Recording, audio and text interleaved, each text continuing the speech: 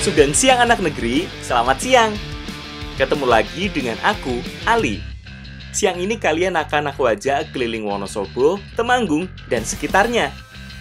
Aku mau main-main ke Telaga Menjer, salah satu telaga yang ada di kaki Pegunungan Dieng buat panen ikan nila. Nah, ikannya akan aku olah jadi dawet nila dan lumpia isi nila. Kreatif toh? Aku juga mau cari kolang-kaling, salah satu jenis tanaman dari keluarga palem-paleman. Biji yang sudah direbus mau aku olah jadi semur dan kerupuk. Nggak kalah kreatif toh? Satu lagi, aku juga mau cari keong sawah buat diolah jadi salah satu makanan khas Temanggung. Selengkapnya hanya di Jejana Negeri.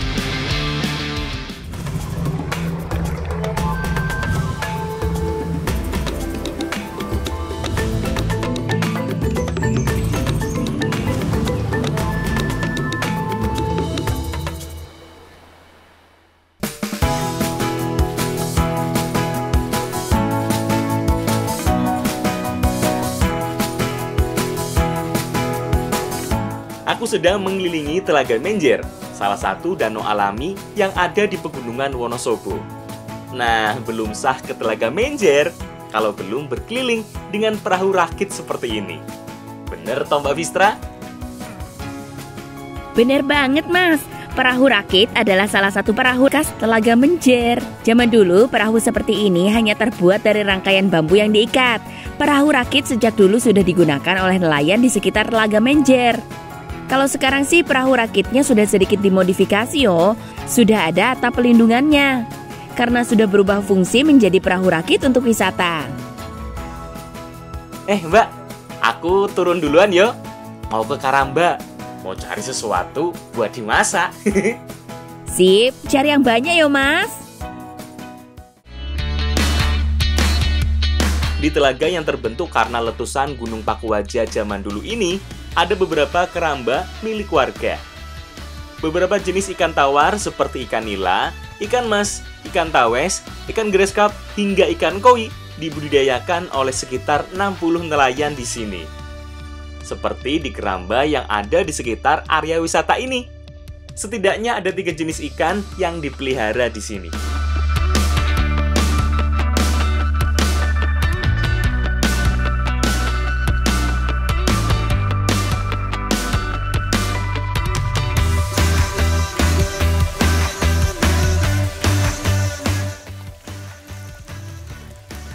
Jadi kita sekarang sedang panen ikan nila. Banyak sekali ikan yang ada di keramba ini. Salah satunya adalah ikan apa Pak tadi Pak? Braskap. Nah, dan juga ikan koi. Dan kita sekarang sedang panen ikan nila. Pak. Ikan nila adalah sejenis ikan konsumsi air tawar. Sebenarnya ikan ini bukan asli Indonesia loh, tapi berasal dari Afrika Timur. Ikan yang masuk ke Indonesia pada tahun 1969 kini menjadi ikan peliharaan yang populer di kolam air tawar di seluruh Indonesia. Oh iya, nggak banyak yang tahu loh kalau ikan nila berkerabat dekat dengan mujair. Dan sebagaimana dengan kerabatnya, ikan nila memiliki potensi sebagai ikan yang invasif kalau terlepas ke badan-badan air alami. Termasuk kalau terlepas ke Telaga Menjer ini. Makanya, para nelayan harus sering memeriksa kerambanya, memastikan tidak ada yang berlubang atau terlepas bagian ikatannya.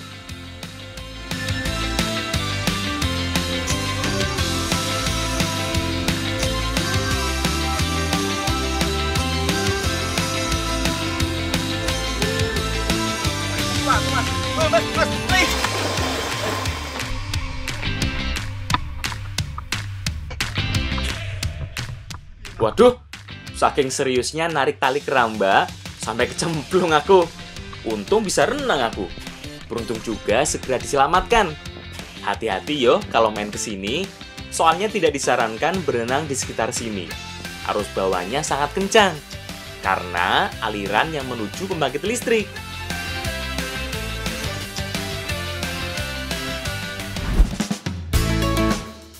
Mana ikan nilanya? Sini, biar kita olah dengan tepung beras, gula, dan parutan kelapa.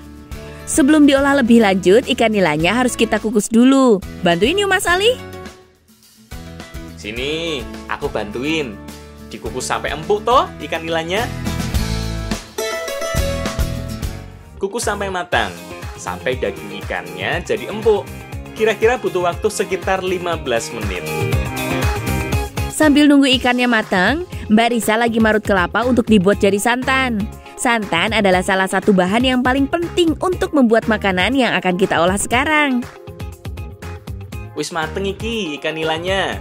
Yuk kita angkat. Setelah ini bakal diapain toh, Fis?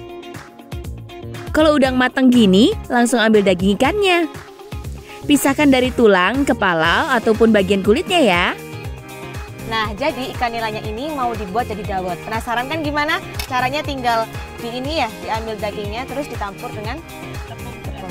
Makanya harus benar-benar bersih dari durinya, biar dawetnya nanti benar-benar halus.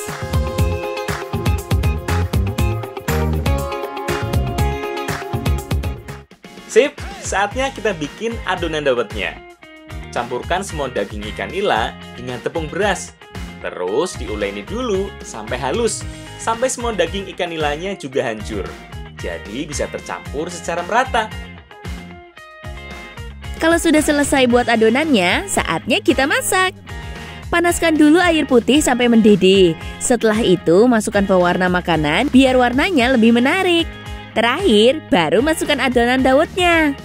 Oh iya, kalau sudah masuk adonan dawetnya, harus terus diaduk-aduk yo. Nggak boleh berhenti.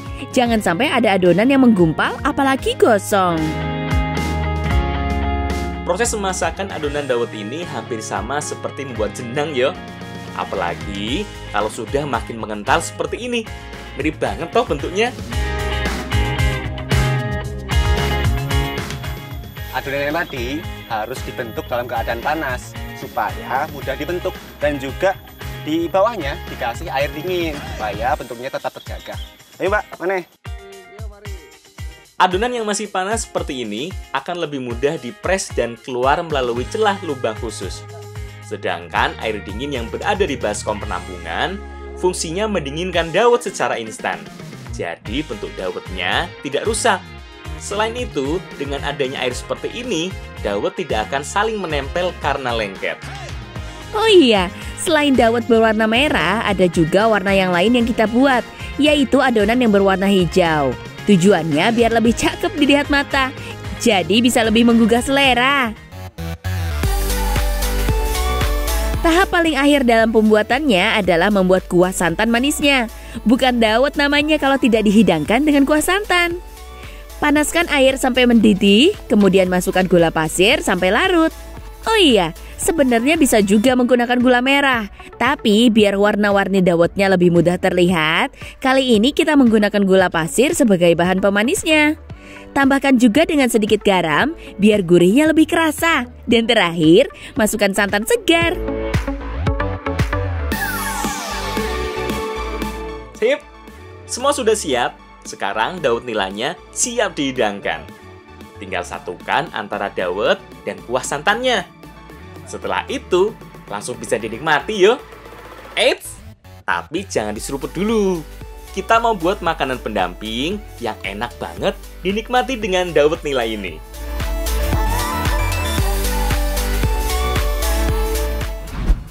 Nah, olahan yang akan kita buat menggunakan bahan-bahan seperti ikan nila, tepung terigu, telur, wortel, tomat, dan berbagai macam-macam bumbu. Masih mengolah nila, jadi si nila ini akan diolah menjadi makanan yang spesial, tapi dengan cara yang berbeda. Dan bakal enak banget ya Mbak? Yep. Pasti enak toh. Tapi kali ini ikan nilanya kita goreng dulu, sampai matang. Oh iya, kalau goreng ikan segar seperti ini, lebih baik ditambah dengan beberapa butir bawang. Tujuannya agar wajannya tidak terlalu lengket. Sambil nunggu masak, aku dan Mbak Tika lagi mempersiapkan bumbu dan bahan lainnya. Bagianku ngulek bumbu dulu yo. Ada beberapa jenis bumbu yang harus dihaluskan, mulai dari lada, bawang merah, bawang putih, dan garam. Nah, jadi kali ini kita mau bikin lumpia isi nila. Nah, bedanya kalau lumpia biasanya kan isinya rebung, tapi kita ganti dengan isian nila sama wortel. Ayo Mbak, mana Mbak? Selain itu, aku juga mempersiapkan bahan lain seperti mengiris wortel jadi bentuk korek api dan tomat hijau yang diiris tipis begini.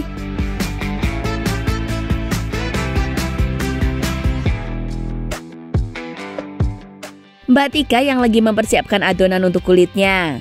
Kulit lumpia yang akan kita buat menggunakan telur dan tepung terigu. Nah, telur ayam ini harus dikocok dulu sampai benar-benar halus. Kalau sudah benar-benar tidak ada gumpalannya, masukkan sedikit garam dan tepung terigunya.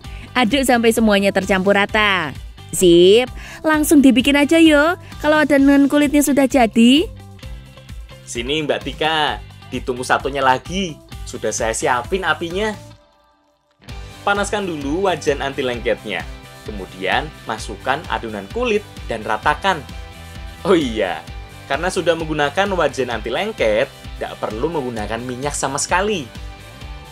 Hal yang paling penting kalau membuat kulit lumpia seperti ini, harus tipis mungkin yo.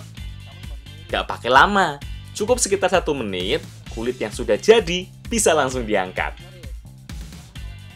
Oh iya, kalau menumpuk kulit yang sudah jadi seperti ini, batasi dengan sobekan daun pisang, agar tidak lengket satu sama lain. Jadi lebih mudah saat mengambilnya nanti. Sip, wis jadi kabeh toh Mbak kulitnya. Aku juga wis mateng ki ikannya.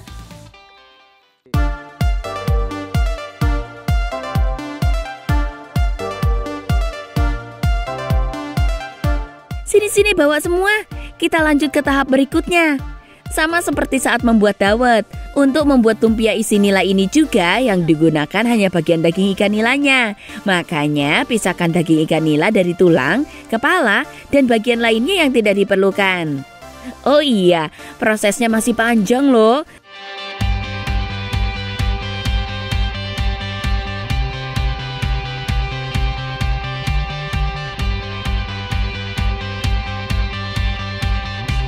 Setelah daging nilanya didapat, kita tumis dulu semua bahan untuk isiannya. Pertama, tumis dulu bumbu yang sudah dihaluskan. Tumis sampai harum dan matang. Kemudian, masukkan irisan wortel dan tomatnya. Setelah layu, kasih sedikit air agar tidak gosong. Tunggu sampai airnya mendidih. Terakhir, masukkan daging ikan nila yang sudah dipisahkan dari tulangnya. Tinggal beri beberapa jenis bumbu sesuai selera, seperti gula, garam, dan sejenisnya. Kalau bagian isiannya sudah mateng, sekarang tinggal kita satukan dengan bagian kulitnya. Nah, biar bentuknya makin kece, kita bentuk segitiga yuk lumpia nilanya. Oh iya, jangan lupa gunakan telur sebagai perekatnya. Kalau nggak dikasih telur begini, yuk ambiar saat digoreng nanti.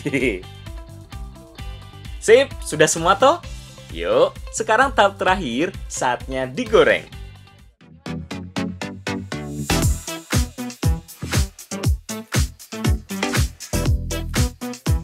Usahakan saat menggoreng lumpia isi nila ini menggunakan minyak panas yang banyak yo, agar seluruh bagian lumpianya terendam. Jadi, lebih renyah nanti hasil akhirnya.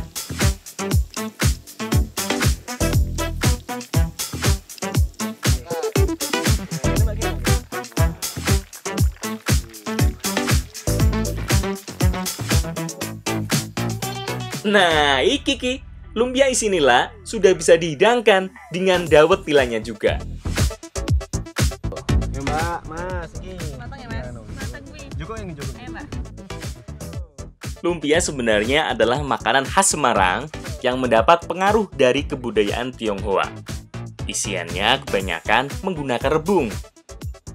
Tapi ternyata setelah kita coba membuat lumpia dengan isi ikan nila, wortel, dan tomat ini enak juga ya. Rasanya tetap nyambung.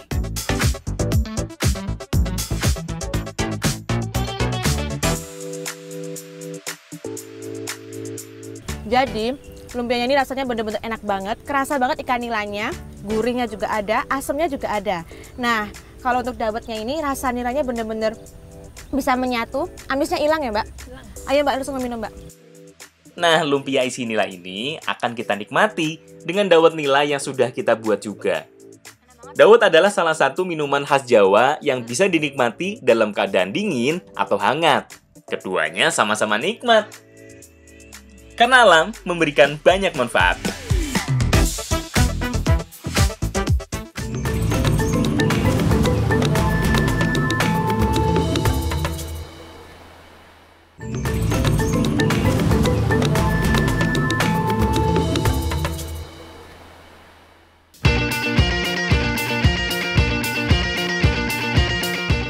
Sekarang aku lagi ada di Kabupaten Temanggung, tepatnya di Desa Muncar, Kecamatan Gemawang.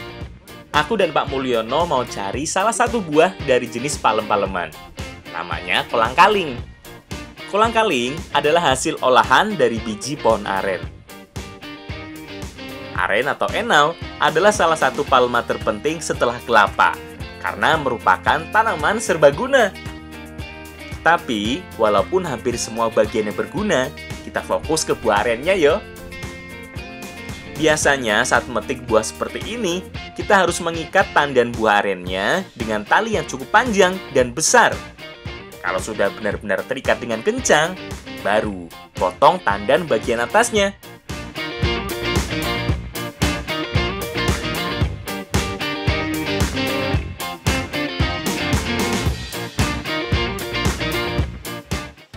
Pelan-pelan, buah arennya diturunkan.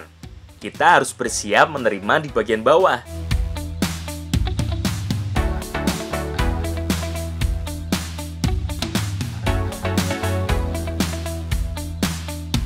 Yuk, saatnya kita bawa ke tempat yang lebih terbuka. Geret satu tandan wae lumayan berat loh. Maklum, soalnya beratnya lebih dari 40 kg. Ini aku lagi bantu memanen kolang-kaling. Jadi kolang-kaling ini bisa dimanfaatkan buahnya dan juga airnya atau niranya. Dan kita sedang memanen buah kolang-kaling dan bakal diolah menjadi olahan yang menarik. Gimana kok, Pak? Kita potong sedikit tangkainya agar lebih mudah membawanya. Tapi ndak usah per buah yo. Hati-hati, getah dari buah aren ini cukup gatal. Sip, buah arennya sudah terikat sempurna. Sekarang saatnya kita bawa pulang. Pak Mul, aku nempel di atasnya ya. Aman toh? Let's go!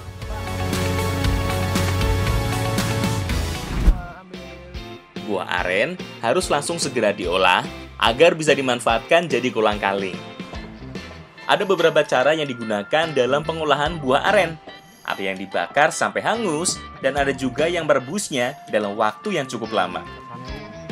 Umumnya sih direbus seperti ini yo. Masukkan buah aren setangkai-tangkainya ke dalam drum tempat perebusan. Wah. Jadi proses pertama dari pengolahan kolang-kaling ini adalah perebusan. Tujuannya adalah untuk menghilangkan getah si kolang-kaling ini dan juga melunakkan biji kolang-kaling yang nantinya akan dikupas. Nggak, Pak? Niki? Tutup rebusan buah aren dengan plastik seperti ini, biar uap panasnya tidak mudah keluar, jadi bisa cepat matang. Kurang lebih butuh waktu sekitar 1-2 jam. Piye Mas, wis potong durung? Kan lo wis tunggu ibu meh. Kabari. Sedulur maneh. Pirang jam meneh? Sedulur maneh ya, Mas. Sak jam maneh. Ya wis tak gelar sak ya. Oke di wae.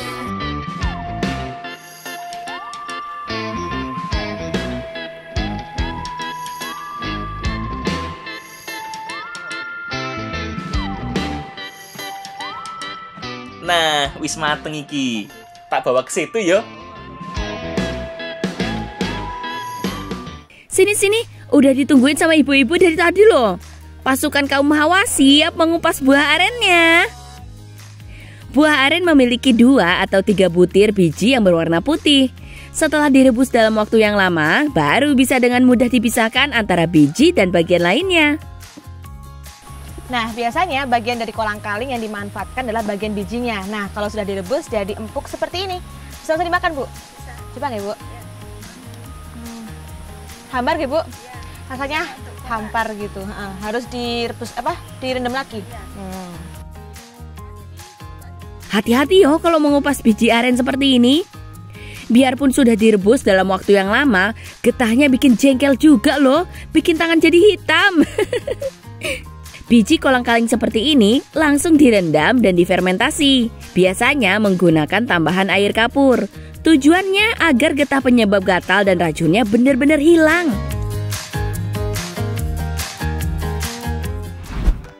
Kolang-kaling biasanya dijadikan aneka makanan manis seperti kolak, manisan, hingga campuran es. Tapi kali ini kita mau mengolah si putih kenyal ini menjadi makanan yang berbeda loh. Aku mau bikin bumbunya dulu. Ada beberapa jenis bumbu yang perlu dihaluskan, mulai dari bawang merah, bawang putih, dan garam. Setelah halus, tambahkan juga kunyit dan kemiri. Terakhir, haluskan juga cabai merah keriting biar lebih sedap. Nah, jadi kali ini kita mau masak semur. Nah, spesialnya ada kolang-kaling. Karena aslinya ini rasanya hambar ya, Mbak. Jadi bisa dimasak apa aja. Bahan lainnya yang sedang disiapkan Mbak Putri adalah santan. Masakan yang satu ini membutuhkan santan segar soalnya. Makanya ada banyak kelapa yang harus diparut dan diperas menjadi santan seperti ini. Nah, kalau aku lagi mempersiapkan bahan tambahannya, yaitu jamur yang satu ini. Jamur ini harus aku rebus dulu agar lebih mudah dibersihkan. Nah, masak semur kolang-kalingnya itu nanti sama jamur. Si jamur ini itu dari limbah kulit kolang-kaling. Rasanya bakal gimana? Pasti enak banget.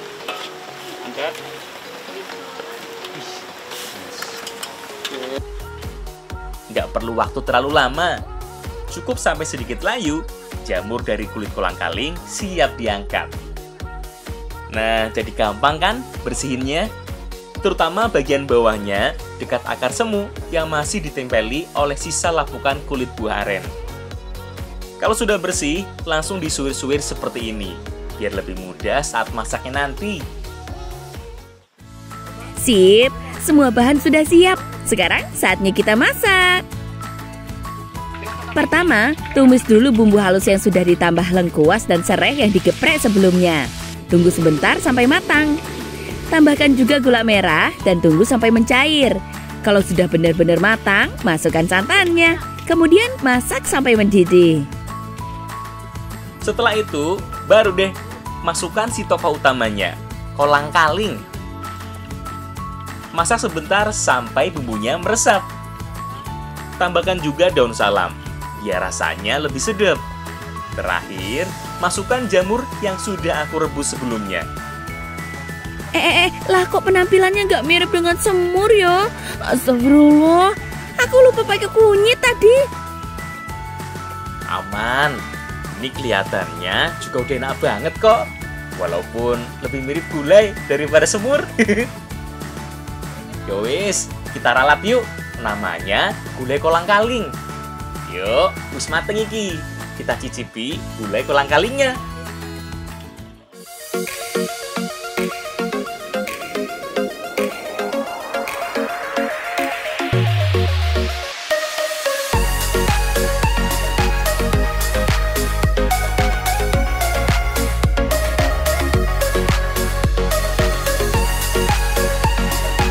Tampilannya aja udah kelihatan kan gimana enaknya gulai kolang-kaling ini? Kuah kuning kemerahan dipadu dengan kolang-kaling yang nyaris transparan bikin lidah jadi penasaran. Kolang-kaling biasanya diolah menjadi manisan. Tapi sejatinya kolang-kaling itu rasanya hambar. Jadi kalau misalkan diolah menjadi makanan yang gurih dan asin kayak gini, tetap bisa. Iya, tapi bedanya kalau lagi makan ini nggak usah tambah nasi, Mas. Karena ada kandungan karbohidrat, jadi lebih mengenyangkan. Apalagi ditambah jamur dari kulit kolang-kaling kayak gini. Nah, yuk. Ayo, betul, Mas. Yuk, tambah monggo, Pak. Bu, ayo Mbak Putri. Belum lagi, ada segudang manfaat dari biji buah aren seperti ini. Bisa membantu melancarkan pencernaan, mengendalikan kadar gula dalam darah, dan meredakan nyeri sendi. Karena alam memberikan banyak manfaat.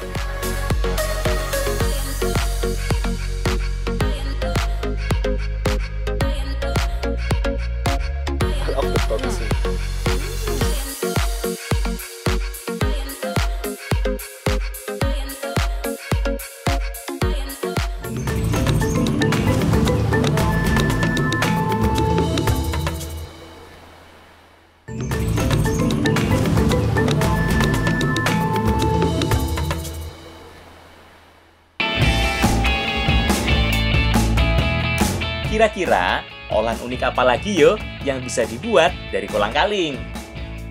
Kali ini ditambahkan dengan tepung tapioka, bawang putih, dan berbagai bumbu lainnya. Sebelum diolah, kolang-kaling harus kita tumbuk seperti ini. Soalnya untuk makanan yang satu ini, yang dibutuhkan adalah kolang-kaling yang sudah dalam keadaan halus.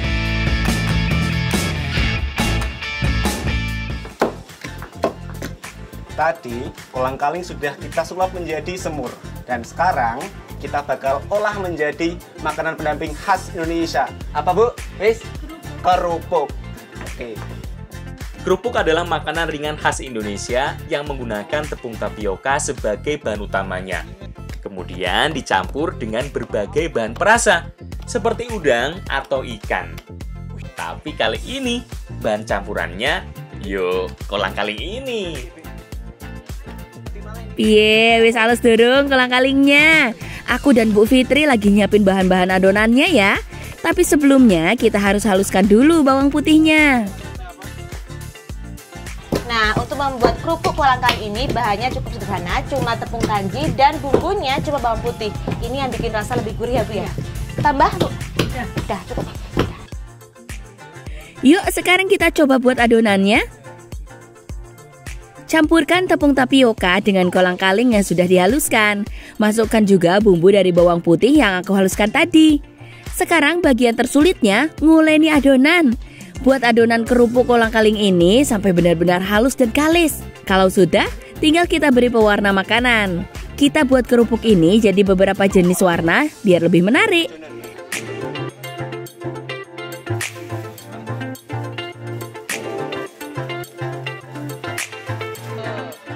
Tahap berikutnya adalah mengukus adonan sampai matang.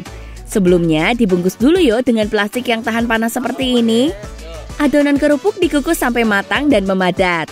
Butuh waktu sekitar setengah jam sampai adonan benar-benar matang. Nah, adonan sudah matang. Sekarang potong-potong bakal kerupuk setelah didinginkan.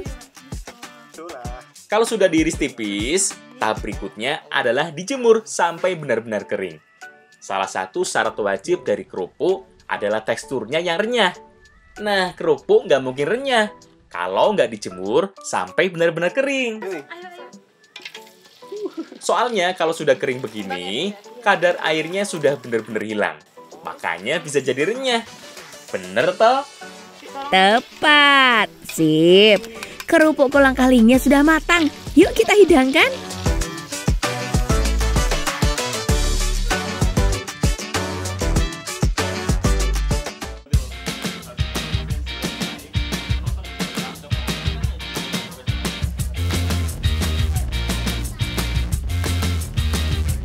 Monggo Pak, nih. Monggo ini gini. Ini kali olahan kayak dengan kolang-kaling ini. Oh iya, sekarang nikmati kerupuk kolang-kalingnya dengan wedang kolang-kaling. Minuman anget yang terbuat dari gula merah, jahe, dan kolang-kaling tentunya. Nah, dari bahan yang sama bisa menjadi olahan yang berbeda ya Bu ya. Ada yang bisa jadi kerupuk yang renyah, ada juga yang kenyal untuk dibuat minuman seperti ini. Selain enak, kolang-kaling ini juga bermanfaat bagi tubuh kita. Salah satunya adalah menurunkan tekanan darah, sehingga dapat memelihara jantung. Kayak minuman ini. Jadi, ya kan? Enak mana sih? Jelas. Karena alam memberikan banyak manfaat.